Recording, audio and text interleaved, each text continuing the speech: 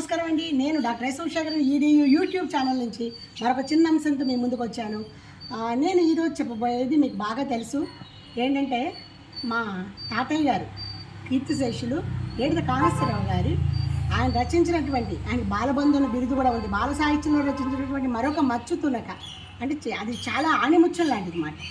చిన్నపిల్లలు చందమామ చూసి ఎలా అయితే ముచ్చటపడతారో ఆ చందమామ గురించి వర్ణిస్తూ చక్కటి పాట ఆయన రాశారు.